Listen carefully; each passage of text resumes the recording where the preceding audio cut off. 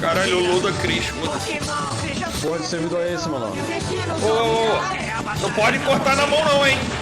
Não pode cortar na mão não, não vale não, hein? Não vale cortar na mão. Sai, filha da puta, lá querendo roubar. Se fodeu! Se fodeu!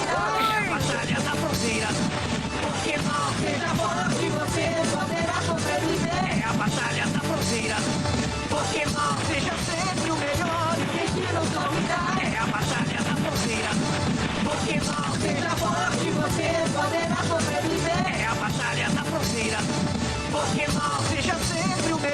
destino sorrirá. É a batalha da fronteira. Pokémon, seja forte, você poderá sobreviver. É a batalha da fronteira.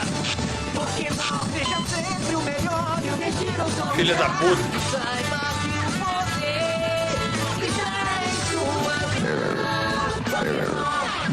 Porra, não tenho pipa. Lord Zairon tá dando com R$80. Tudo pra batalha da fronteira. Tem umas coreanas. Porra, como é que eu compro Vídeo de pipa? 3 minutos. Tipo quanto? Aí sim, eu acho que acabou a Batalha da Fronteira, graças a Deus, meu nobre. Pokémon é a batalha, vencer ou perder. A estrada você deve escolher. Alguém me dá uma pica aí, meu nobre. Certa, você comanda e a coragem você vai ter. Como é que eu compro outra pica? Você poderá sobreviver. É a Peguei. batalha da fronteira. Pokémon, seja sempre o melhor e o destino sorrirá. É a batalha da fronteira. Eu tenho 46 dinheiros. Você poderá sobreviver. É a batalha. Como é que eu compro uma pica?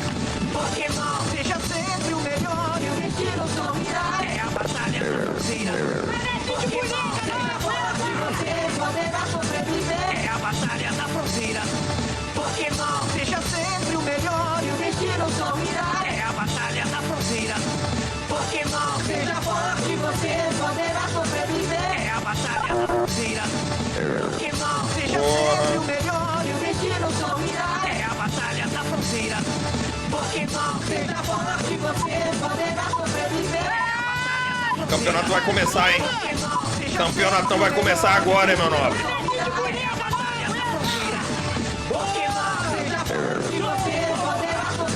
Como é que eu pego a pipa, menor? Não sei. Eu não sei pegar na pica.